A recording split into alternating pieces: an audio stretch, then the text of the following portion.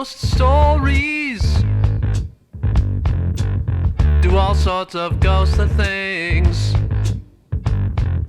Talk local legends. And some ghost hunting. Stories we hope to live to tell. And you have to listen.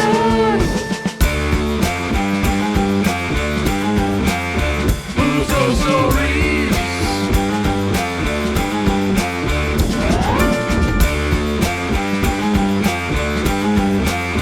Who's Ghost Stories?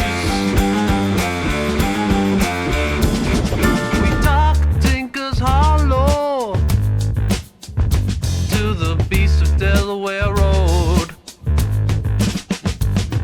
Stories we hope to live to tell. And you have to listen.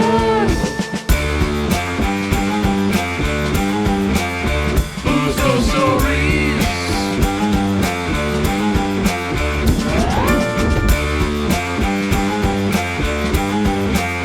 Who's Ghost Stories?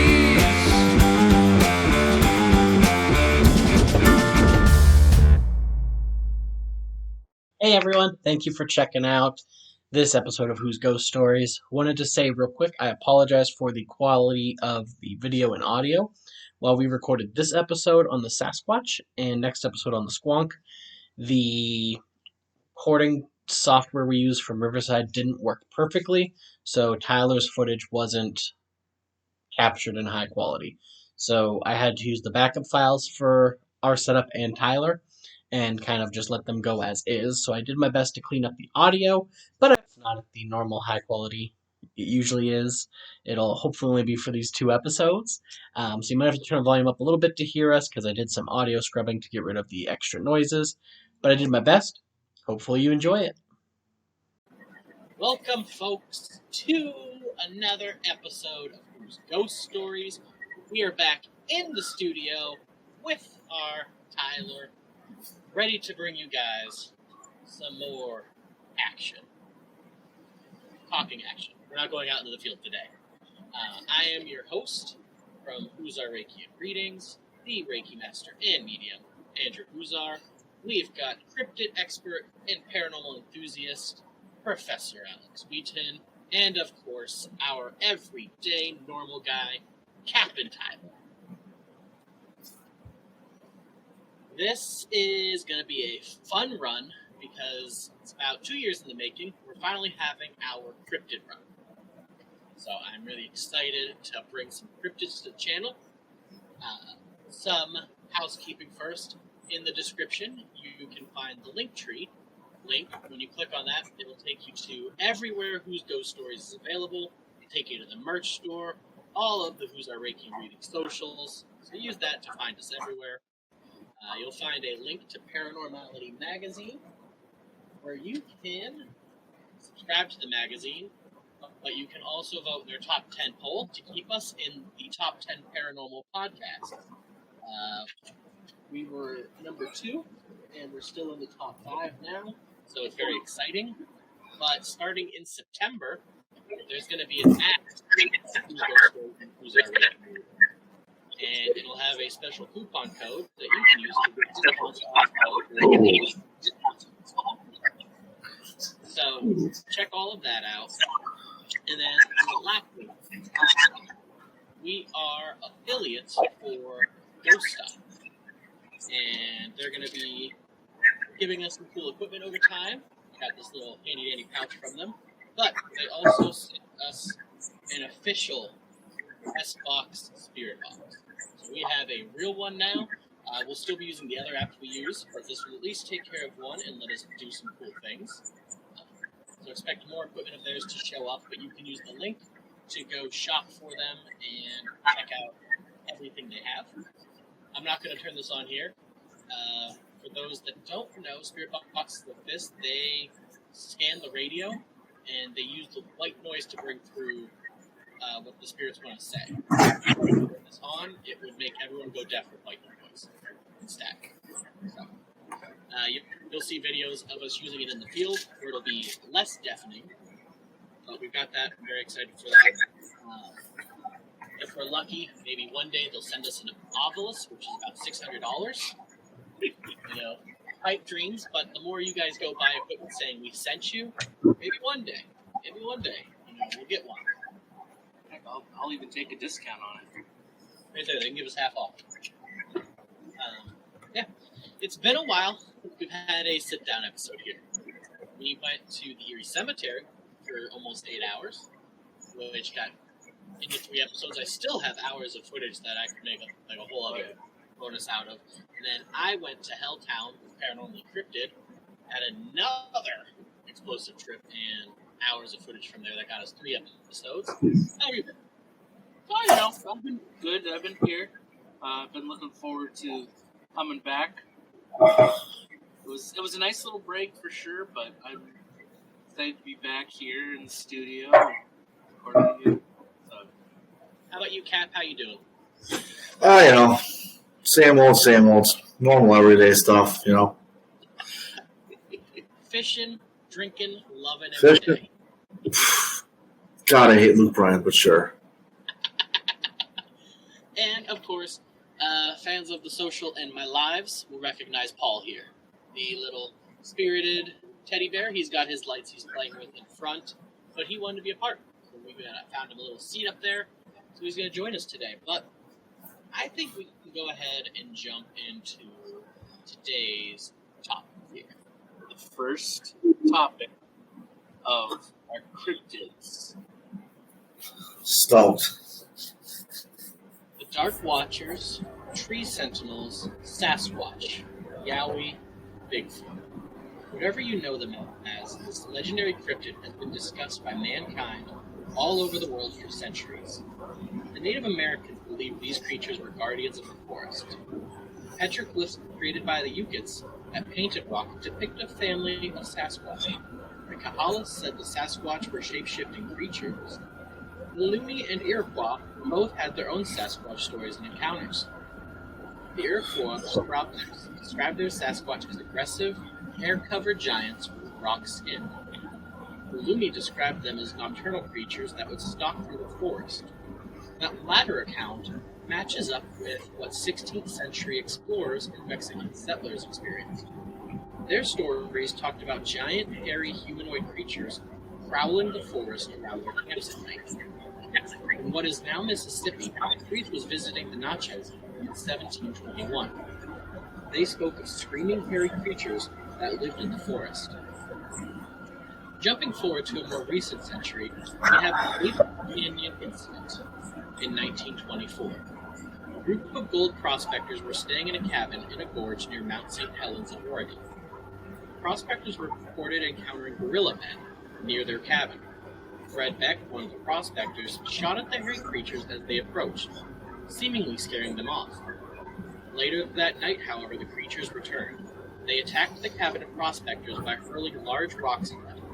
The rocks damaged the roof and even managed to injure some of the men. The next morning, after the creatures ended their attack, the men fled the area. Prior to this event, stories of ape men and mountain devils were told for centuries by people who passed through this area.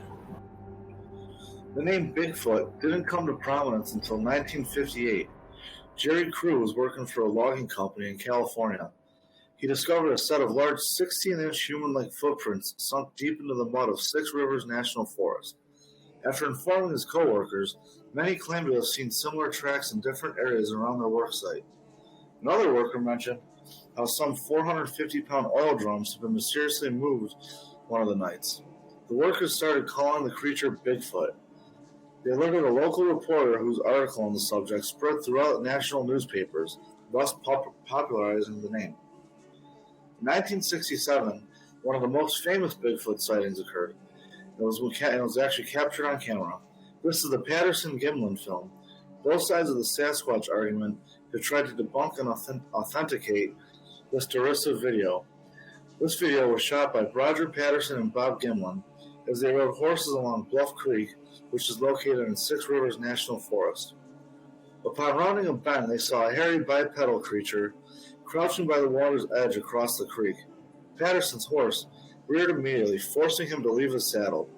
After claiming the horse, he retrieved his camera from the saddlebag and began filming. Patterson and Gimlin chased after the creature for a bit, Patterson trying to film it while Gimlin carried his rifle. The Sasquatch film has become lovingly known as Patty. Sasquatch have been seen all over the world, including right here in Pennsylvania. Many cryptid enthusiasts claim the deep woods of the Allegheny Forest are a hotbed for Sasquatch.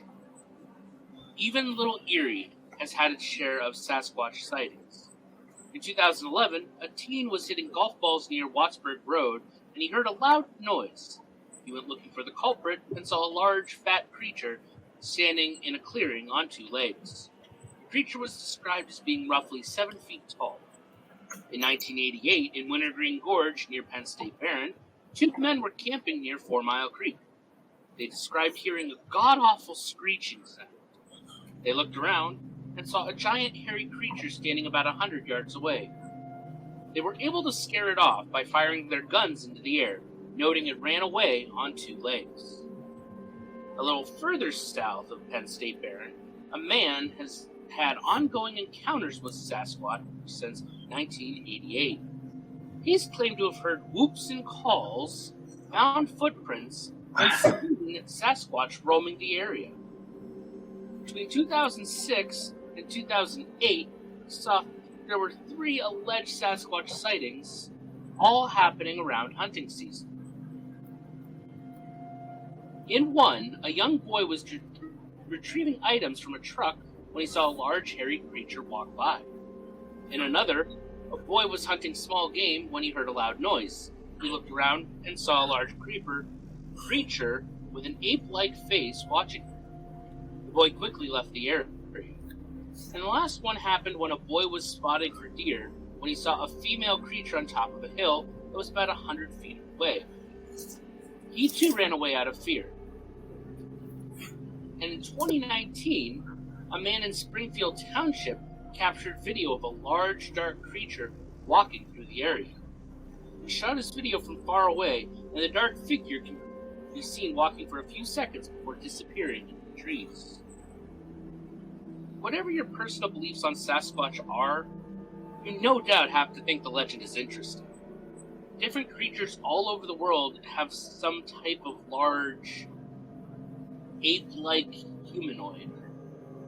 Is there a species of animal we haven't identified roaming the forests? Are all of these sightings just misidentifications of other animals like bears? Are they just hoaxes? Or are these really spiritual beings protecting the forests like the Native Americans believed? I don't know what the full truth is, but there's definitely something walking around out there. So, to kind of nip something in the bud here, we're going to pull up the Patterson Gimlin, because this is going to get talked at length in here. And I got a couple different versions of it. I have the original, and then I have a cleaned up version, as well as a couple of screen grabs from it. So, Is this like the one you see on History Channel all the time? Like when they run like their, every 5-year special on Bigfoot? Is this like the same one? Okay, cool. so I'm going to kind of skip through the video here, because the whole thing's 3 minutes long, and we're not going to watch that whole thing. Play. No. There we go. This is not. Oh, AEW, yes, dude. Yeah, how the hell did we get to Sting AEW. What's the unboxing? I think it must be a toy. There we go. A drop. There we go. All right. So the first thing here, I'm just going to kind of focus on like the beginnings of the film. This doesn't have anything to do with Sasquatch here, but one thing people point out is Patterson and Gimlin filmed pretty much their entire cowboy trip through the mountains. And people like to point out that here early on in the film, you can see Patterson is not a terrible videographer. Like, obviously the camera and film's old, so it looks like crap, but, like, he has, like, a steady hand, and he handles, like, sweeping shots pretty well. And he's good at keeping focus on his targets. The reason people bring that up, pause, see if I can just skip to Bigfoot, is when it comes time for the Sasquatch encounter, it gets very shaky cammy, like he's panicking. And people take that as a little authentic because he's, in his story of everything, he did struggle to get the camera out, and it was very much fast moving and panic induced trying to get the shot. Alright, here we go. Well, that makes sense. He found what he was looking for. Just, came out of nowhere. Yeah. So I'm gonna go ahead and hit play. So this is where you can tell it gets very jumbly, and then when he calms down, you get the iconic footage. And this is the original. A lot of the ones that you see are edited. So it's kind of cool to actually find the unedited version here. I do have a cleaned up version. Let me get over to that. That was pretty clean. I mean, you can definitely see, you can make out something that isn't a horse walking on two legs. That's good for 1967, Yeah. I think. Alright, and let's share this tab here. I'm just going to go ahead and hit play. It is muted. So this is just stabilized and kind of like scrubbed into better quality.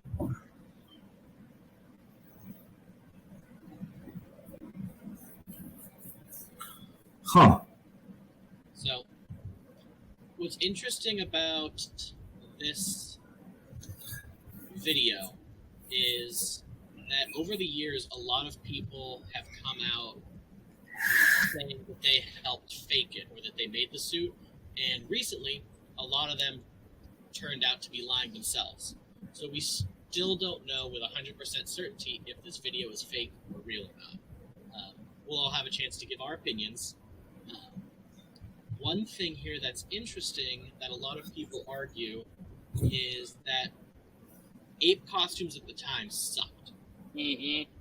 So this is an interesting breakdown I kind of found here. Can I make this full screen too? Huh. Alright, so this here is a costume from a movie that came out in 1970 called Beneath Planet of the Apes. And then in between are screen grabs of Patty. So people argue that Hollywood didn't even make a costume that looked this good. That's fair. Yeah. So, I mean, two cowboys from, Oregon, Yeah. better costumes than Hollywood is kind of the argument there that people are like, it's impossible. So, this is a screen grab of Patty. She's beautiful. So, I don't know where I fall on the Gimlin-Patterson film.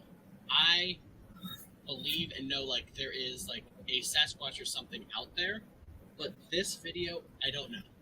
And the main problem I have is, it's going to sound kind of weird, is actually the breasts.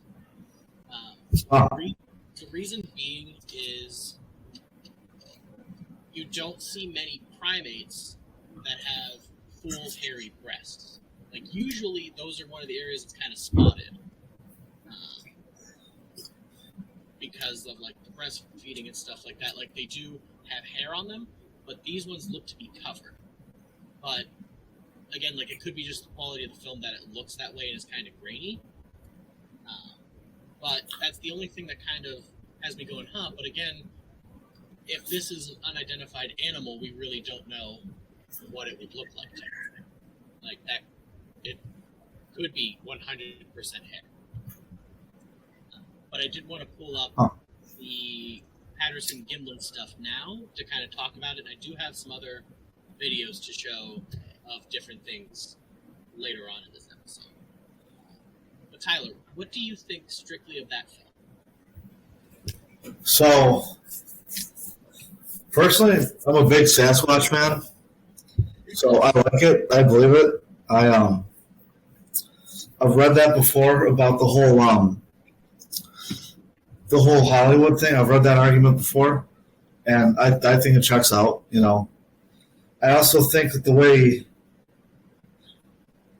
I think the way that Patty is walking in that film, I don't think it's someone who is over acting, walking like with the swing of the arms. Yeah. I think it's genuine. I personally, like I said, I'm a big Sasquatch fan. I have a Sasquatch sticker on my cooler and truck, and I personally believe in Sasquatch. So I think it's legit. I've seen the video a bunch of times throughout the years. That's interesting. I never noticed the breasting, though. I not at all. I've never noticed that. So it's interesting. One thing here, let me see if I can share this picture. Is Alex pulled up a picture of a female gorilla that's pregnant, and I have to say, I don't want to subscribe to this here, but I'll just share the Google page here. But it does. I almost want to take back my breast argument because I don't think the breasts look closer to here what I'm looking at on this gorilla. Okay. Let me get over here. So I mean, it does make it a little better for me here. Who shot the majority of the film? Patterson. Oh, okay. So I mean, Yeah, you can see it. they look They're similar similar. now. Yeah. So like, I don't feel as rough on that part of it anymore. But like, you're right, and like the interesting thing that you mentioned about the natural movement is that's a creek bed. Like that's not a developed area or a smooth area, and Yeah. Yeah. it doesn't have any trouble walking. And we shot the Puma Ovens in Bigfoot thing, and just walking in like your sneakers through the woods in that suit was difficult. I'll say, as someone who wore a Bigfoot outfit, I can honestly say it's not easy to get footing on any kind of creek bed. It's very difficult on flat dirt or even regular like dirt trails or in the woods. Like, it's easier than on a creek bed. That is a significantly more difficult terrain to walk in a costume that covers the whole body. Yeah. Yeah. Like, when I go fishing, I wear, on creeks and streams, wearing waders with big clunky boots. Like, it's not easy at all. Yeah, and that creature just walks no problem. So I mean, that also helps lend some validity to it. And the other thing too that people point out, and I'm not a scientist or very, mathematically smart, so I can't do the math, but they say if you compare Patty to like the boulders and the trees around, it would have to be a very, very large man in the costume.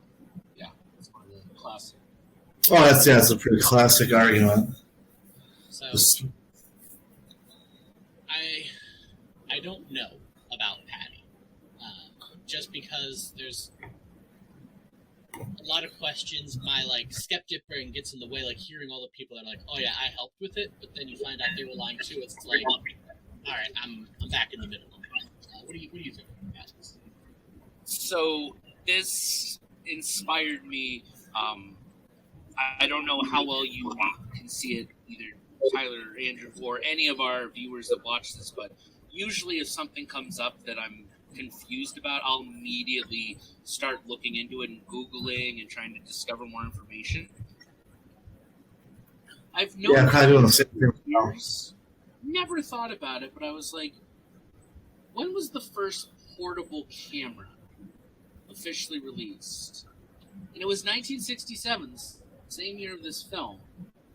And it was the Sony DV-2400 Portapack. It was the first portable camera. It used magnetic tape, which first saw use in Germany in 1928 for audio. So the fact that the first portable camera came out in the same year as this, to me, is more of support for it being authentic than it being fake. And the only reason I say that is because if this Sasquatch has always been a big popular topic, like it's always been covered.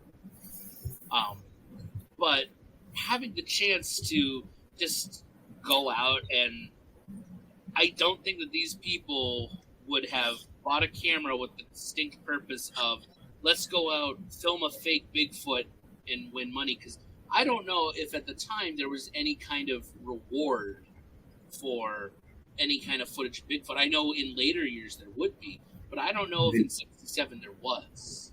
Yeah. If there was, like, from the previous 3-4 years, then yes, I could see it being a hoax. But to my knowledge, I don't know of an actual, like, $500 for the first image of Bigfoot. Yeah. I wouldn't think that would pop up until the 1980s. But I could be wrong. But that, to me, that gives more validity to the the realness of this.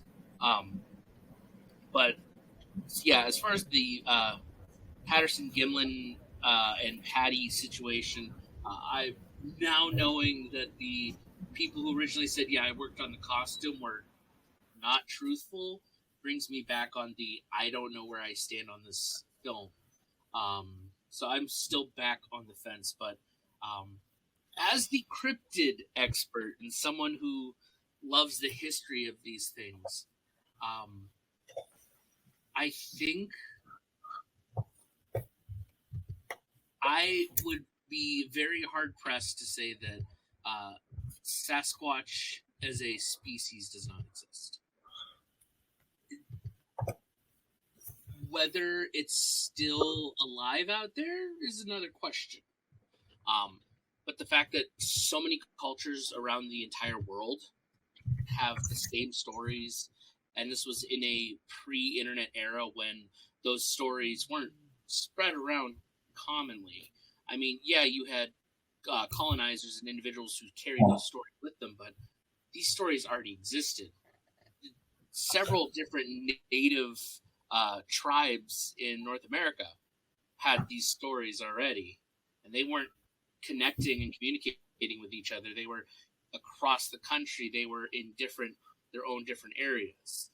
Across the world, there were different native people who had these stories that go back centuries and centuries. When you have a common story like that, there is a basis in some kind of truth. Yeah. And so for me, it's very, very, very unlikely that Sasquatch never existed. Yeah. I think with our massive expanse and deforestation, I think that if Bigfoot as a species is still out there, we are threatening its environment. But I want it to still be alive and strong, but I don't know. And I think that's probably why the areas that get the most Bigfoot sightings now are these either abandoned or heavily wooded places, like Allegheny, Appalachia, Six Rivers National Forest, where Jerry Crew and the film were shot at. And the Pacific Northwest, still heavily wooded. Yeah, so like I think that's why now like you're only seeing Sasquatch sightings in these areas. And the one thing that always gets brought up is how come there's not a really good picture of a Sasquatch? And it's easy to understand, especially like if you go hiking, you're only carrying the stuff you need. You know, when we go filming, we have to carry a lot of equipment, and it's a pain, so we don't usually go trekking too much. If we have to go many places, we'll pack up, put it in the car, drive around. And if we are walking, we limit what we take. Yeah.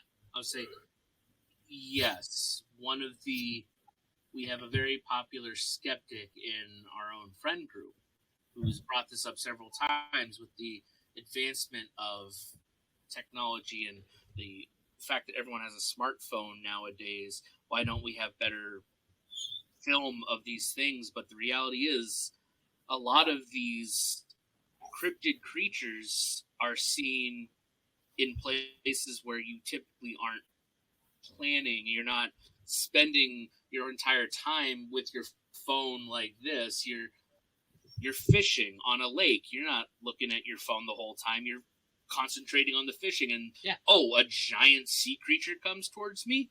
Oh man, I panic, try to get footage of it or try to get to safety first, and then it's like, yeah, that's going to be bad quality. You are hiking in the woods and you hear a loud sound. Your first thought is, I'm in danger. You're looking around. You may see it, you may pull out your phone real quick, but when you move fast with any kind of like high quality camera, you're still going to get grainy and not as clear footage. Yeah. And Yo, if you sorry. zoom with a cell phone, it's going to be a terrible quality picture. You would need a high quality camera like Megan has, but you have to be still and not shaky to take that picture. And like you said perfectly, if you see a large creature or you hear that noise, you're not running at it because you're putting yourself in danger. Like if you see a bear, you have your options. Like if it's a black bear, you're slowly backing out. Grizzly bear, you're playing dead. Like if you think you're seeing a possible large, maybe 100 yards away, you're not going to be like, unless you're a trained professional or a biologist, you're not going to be like, all right, I'm going in there. Like you're going to be like, all right, I'm going this way. And so you're not going to get close enough to get what you can.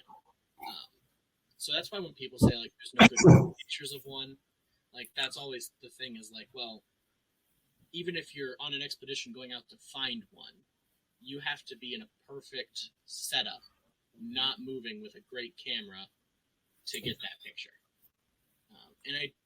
And people do have good pictures of them. They don't share them because, like we found out with the UFOs, like, people get ridiculed.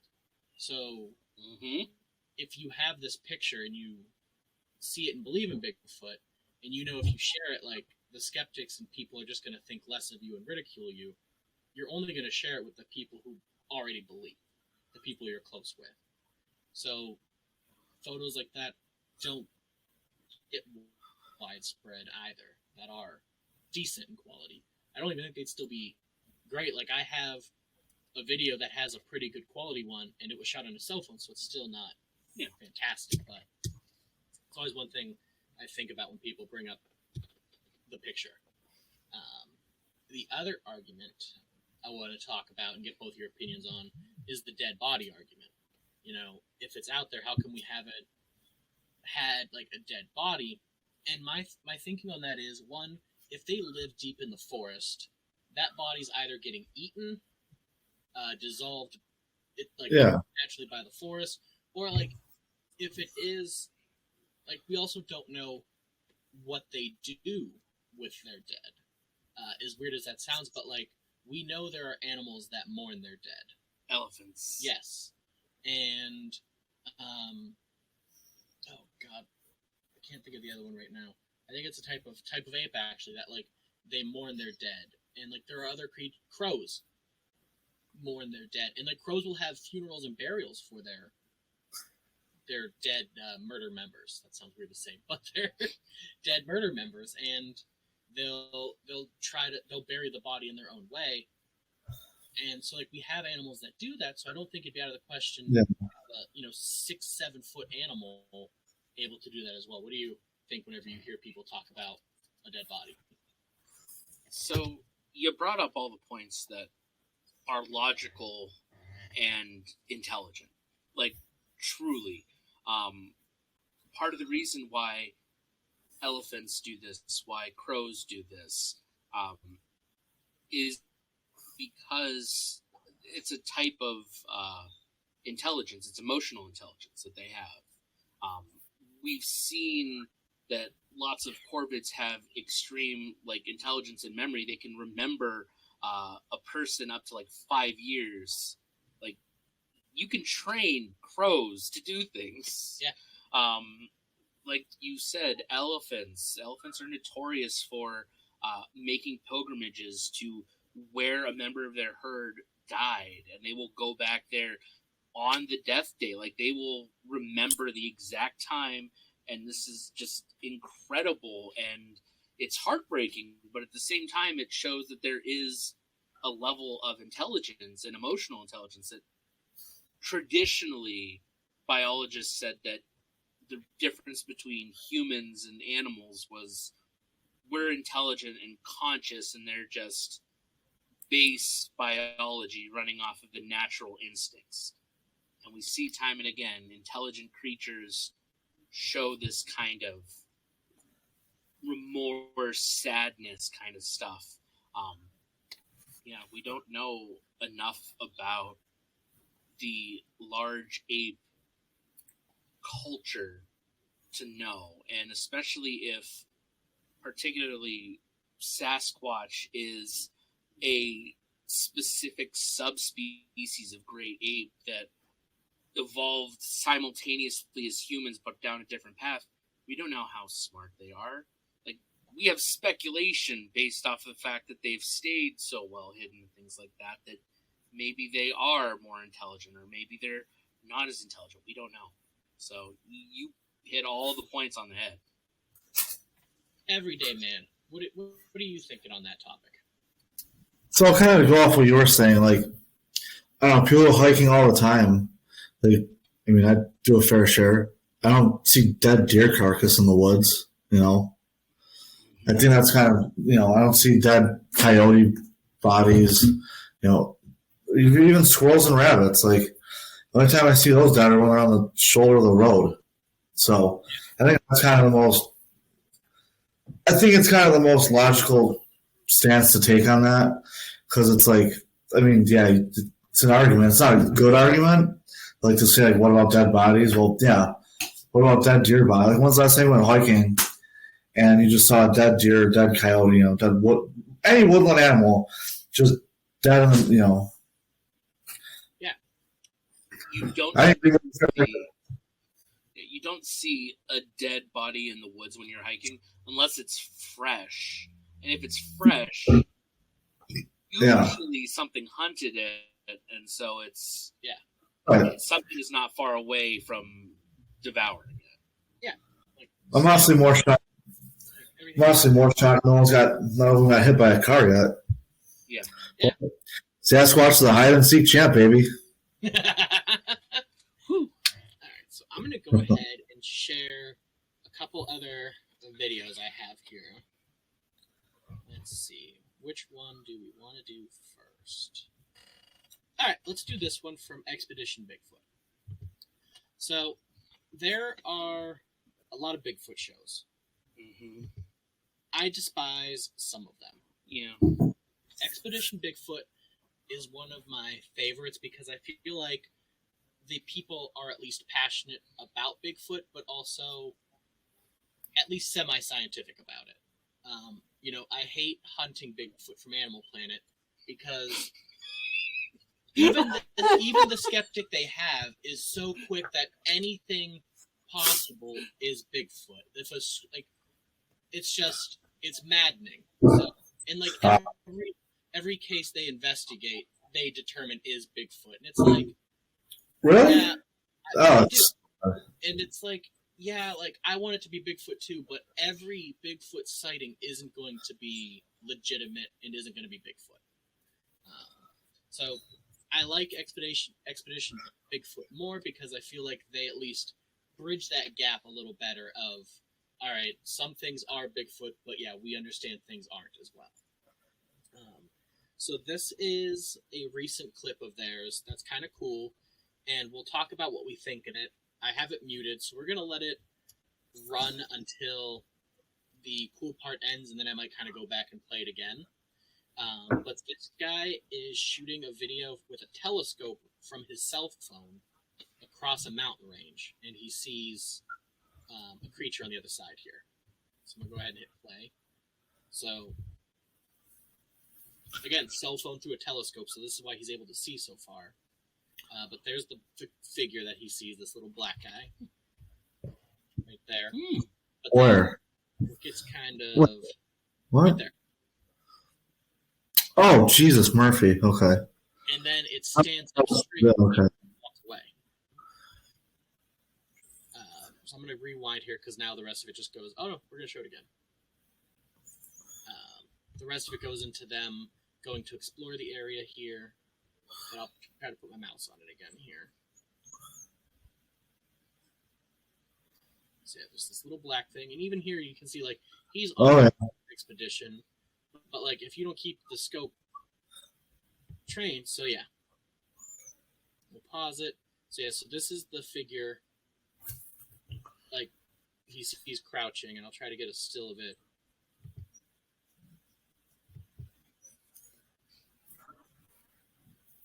So then it stands up.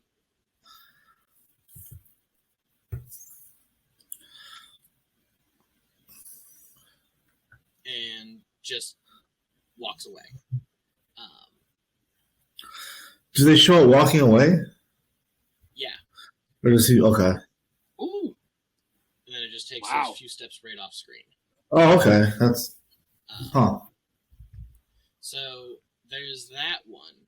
And I think that one's really interesting because at first even they thought that it's just a bear because it's a squat, dark shape across a mountain range. But Yeah. the fact it stands up straight, you're still kind of like, okay, still a bear. But then it walks on its hind legs. Bears don't really do that, at least not far. They can take a couple awkward steps. Yeah, that was pretty natural. Yeah, so I mean, that's interesting. You know, they go in the clip, they go over to that side, and, you know, they try to see if they can find the creature, but they don't.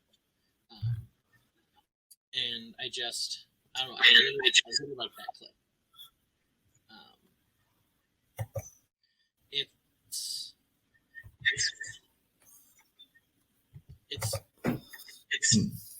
It's that stand and walk that really gets you thinking about, you know, No.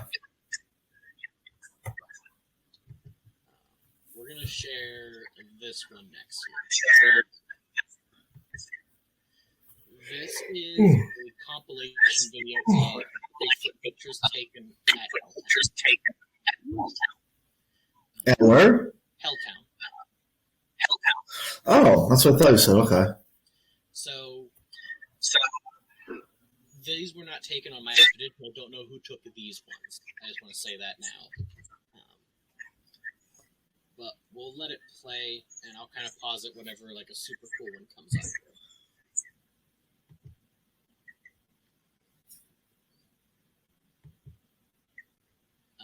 So like this one here, these pictures are tough because it's just a dark shape in the woods from far away. Yeah. There's no real scale or definition on it. So this one kind of the same thing here. Cell phone picture through the trees that like you have to blow up. It's an odd. This one at least is an odd shape. Like you can't tell much, but the face is like odd. Yeah. Like that's kind of like how like all of these are, and that's Yeah. kind of the problem. But we already. No, that's a quad. It goes on all fours in a quadrupedal stance. So I don't like that one, but like people, I don't even see them in that one. I'm gonna go ahead and switch to the other one. I do know the people that took this picture. So here's a question: how do they know female Bigfoot as opposed to male? I think the breasts is the thing that they look for. Yeah, but if you're looking at that far away, like there's no way you can tell.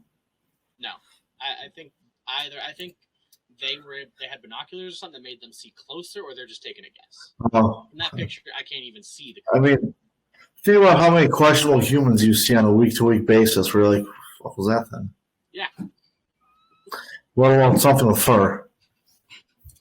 So the audio's off here. This picture was taken by Paranormal Obsession back in April at Helltown. When we met them, they showed us this picture and a few other pictures, and it was kind of like, okay, that is something, and it's not a bear. At one point in the video, they do zoom in on it here, so I'm going to let it play until it gets to that point. And then I'm going to pause it, but it is right in the circle. At least from here, I'll pause it here. You can at least see the shape of something in front of the trees, moving in the trees. All right, I'm gonna see if I can skip forward to find where they. Oh, here we go.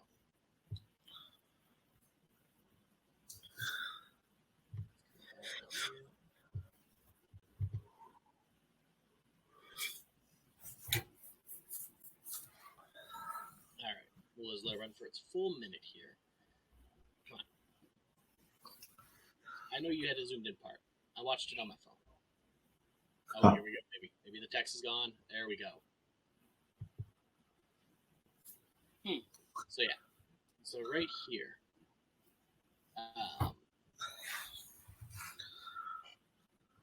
And I like this one because it's clear enough that you can at least see texture. You can see like a furry texture here, but that's not a bear body. Shape doesn't. That looks closer to a gorilla than anything you would find in the woods.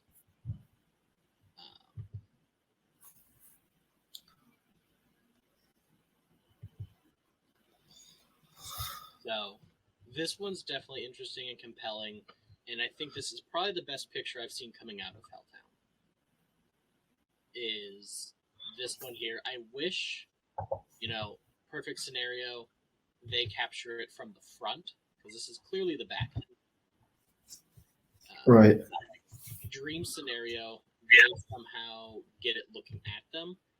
But as far as a Bigfoot picture, I think that's at least a pretty good one, where at least you can see size, a little bit of body shape, and it's not distorted to the point where you're like, I don't know what I'm supposed to be looking at.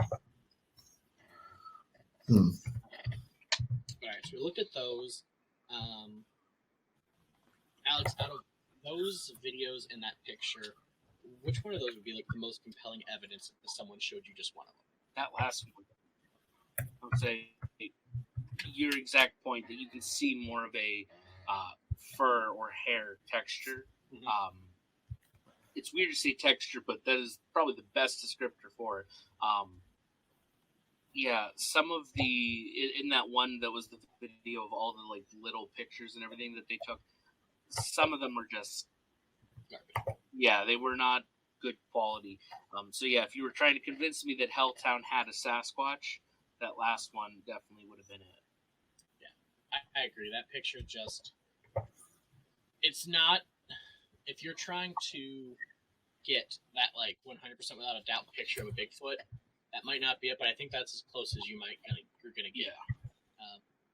Tyler, out of those pictures in that video, what was the most interesting one to you?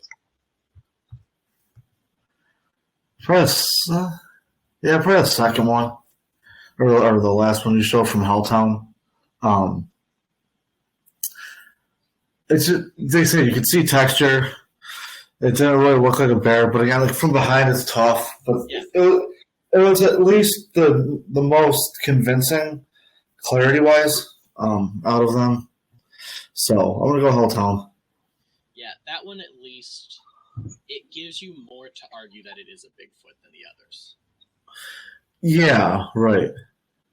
Because even the video from across the canyon, with it being so far away, it is possible that was another hiker that was squatting down and then stood up. Right. I think there may have been different colors, but again, from a canyon away, if they're wearing anything dark colored clothes, they're gonna show up as a dark blob on there. So I think that last picture is kind of. Yeah, you could tell that It wasn't a T-shirt, or a hoodie. So I did find a pretty cool thing on Google Maps here, where they mapped out the Bigfoot sightings across Pennsylvania. We don't really have to dig into it too much here, but I did find it interesting, the spread of the sightings here.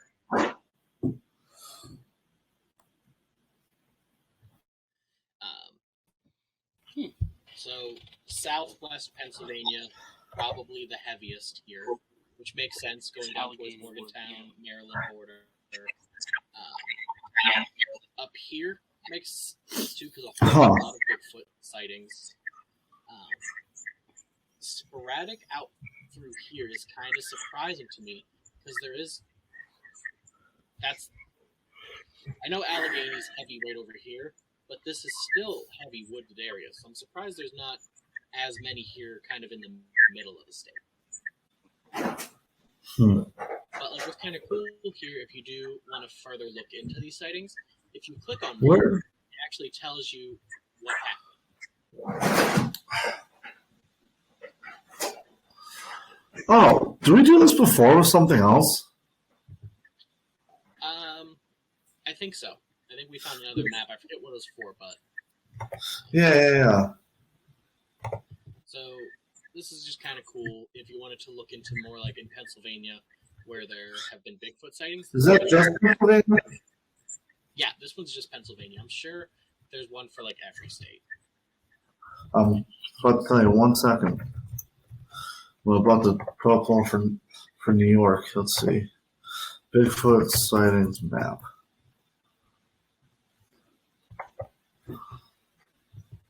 Apparently, I visited this page before. All right, cool. So hold on. So what's the color thing mean again? So, hey, I found the New York map too. Hey, all right. I might be able to. So that one I showed you guys is updated pretty consistently. I don't know how often this one gets updated. It says 2 days ago, actually. Oh, yeah. Published 2 days ago. Look at that. Wow. So let's see. One of the pins is right at my address. That's weird.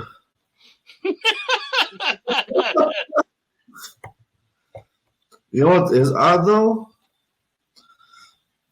Holy shit. Okay. So, there is a pin dropped right on my home river, which I think is awesome. All right, let's see. Taiwan right offshore of the, wow.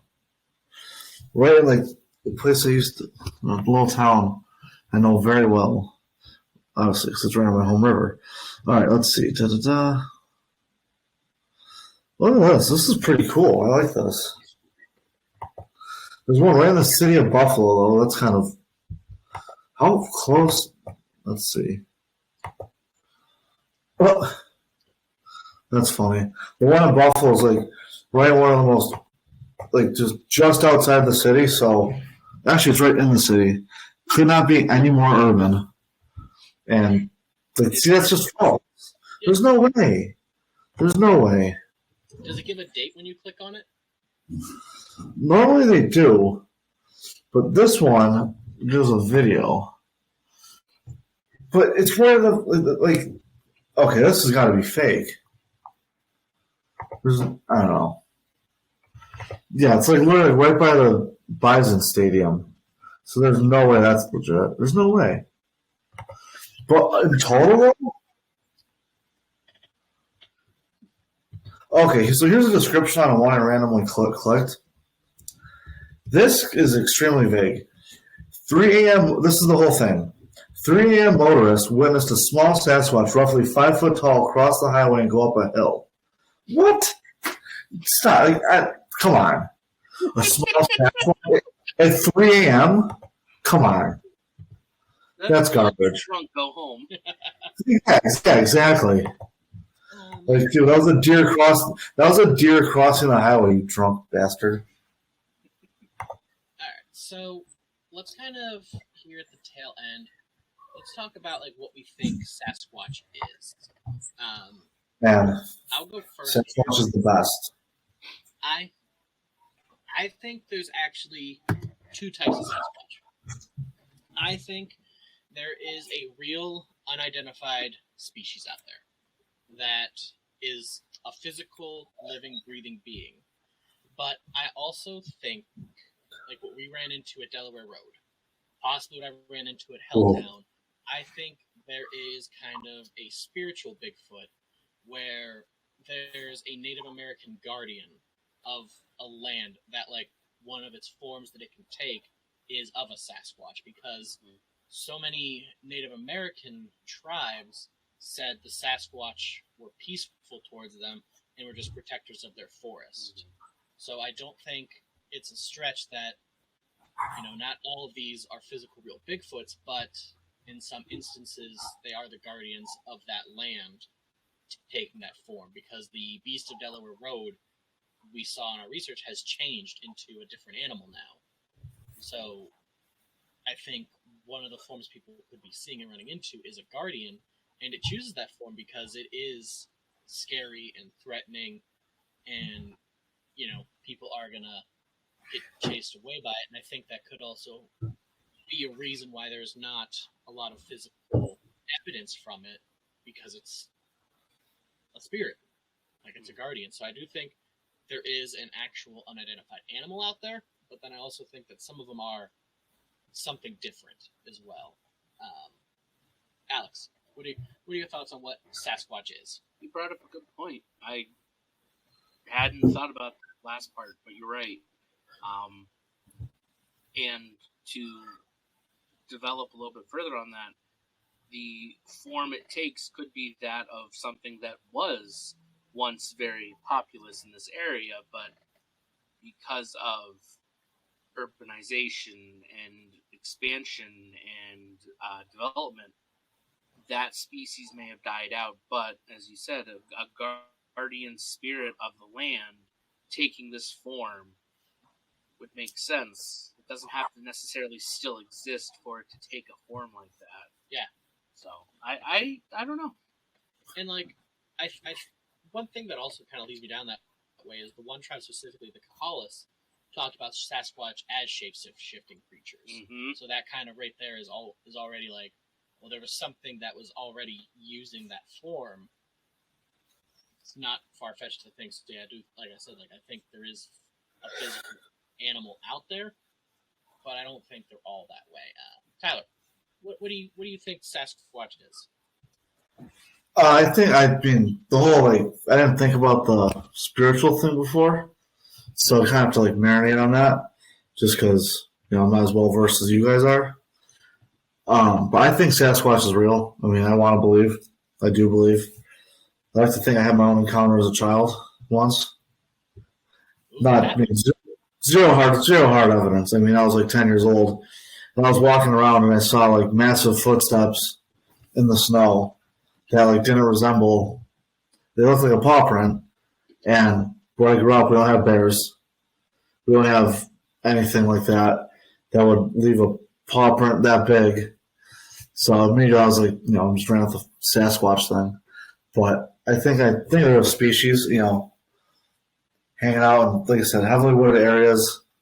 As far as a number, I don't know. I mean, no one really knows how much of anything exists. There's just guesstimates. But definitely in, more heavily wooded areas, definitely a prominent area for Sasquatch to hang out and live. But yeah, I think one of my favorite cryptids, probably my favorite. Love the whole Sasquatch thing. But yeah. No, and I agree. And one thing that I want to mention, I don't think it's gonna help make anyone believe in Sasquatch, but since I've met Cody from Paranormally Cryptid, I've gotten into a lot more cryptid communities. I stuck mostly to the spiritual and paranormal side of things, but now I am getting more into the cryptid communities. And one thing I've noticed with a lot of Bigfoot hunters is that name for them is actually kind of terrible. most of them don't want to hunt Bigfoot like you would an animal, like a deer. They also aren't out to prove its existence for fame. And a lot of them don't even want Bigfoot to be real to the mainstream world. They just want to know its existence among their little community because personal validation. What? Like personal validation. Yeah, and like their fear is a lot of them is if everyone in the world knows Bigfoot exists, first thing that's going to happen is people are going to try to kill and catch it. Mm-hmm. You know, because Yeah, absolutely. We are, you know, we already have big game hunting. We go out and kill lions and elephants and giraffes for no reason, and like poachers are out there hunting rhinos. So if you know a Bigfoot's real, like these idiots and assholes are going to go out and try to kill it and catch it, and then you're going to have the, you know, the debate. Like, should we put them in like zoo? Should we try to like get them on display? Like, there's a whole once humanity's involved, there's a whole mess of things that happen. We just don't. The dodo effect. Yeah, the dodo. We completely wipe it out of existence. The national bird of Canada. Like there's just once something is 100% real, mankind gets involved, and they don't want that to happen. So I do think that's an interesting thing that I have found out because I didn't know so much the community was that way, where they were just like, we just want to know for ourselves. Like, I don't want everyone to know because now it's a thing. Good on them too. I respect that. Yeah. Some, you know, I personally have a lot of relatable things to that in my own, you know, life, but I respect the hell out of it. Yeah, I think that's really cool, and so I did want to, you know, commend them for that because not a lot of people are that way. Like, there's people out there that would immediately go try to hunt one. Hence why I use the age of social media too. Yeah. I'm an enthusiast. I don't want to go out and hunt any of the cryptids that we're going to talk about or that we're not going to talk about. I personally want to know that they're real, just so I know that it is out there. I don't care if the entire world knows. I would like validation for it. Yeah, and I agree. Like, if we caught footage of a Bigfoot, I would share it like amongst ourselves. Oh, yeah. And you know, maybe like the cryptid community, but like I don't even know if I showed you up. He would try to disprove it in an instant. So it's just like, why? So, but I think that does it for this episode. Alex, do you have anything you want to throw in on Sasquatch? If you're out hiking and you come across this gentle giant, leave it alone. And not getting political at all, but preserve our forests. They are Bigfoot's natural habitat, and you know, we here support Bigfoot. Bigfoot's part of our Sasquatch is part of our cryptid shirt, so protect its environment. I didn't think this episode would turn into us showing our conservation colors. Right? All three of us. Leave it alone. Tyler, anything you want to throw in here? No, I think we pretty much covered it. Personally, as stated, you know, big Bigfoot guy. You know, leave him alone. Let him fucking hang out and prosper. Yeah, and don't be a dick. Don't share them. Yeah. Especially in the age of social media. Like, social media has ruined so many things. Like, for me, fishing, now, ever since the COVIDs and everything else, people love to throw everything that they catch up on Instagram, and like, let's not do that with Bigfoot, you know? Yeah. This, you know, leave him alone. Hide and seek champ for a couple 100 years now.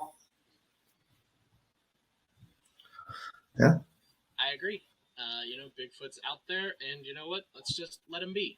You know, if you have that perfect shot or whatever, don't throw it up on Instagram or TikTok. Yeah. Let the mystery be out there. Exactly. Leave something to imagination. But I think that does it for Sasquatch here. Thank you all for tuning in. Make sure to like, subscribe, leave reviews, share us around. Come back next time for some more cryptid action. Stay in the light.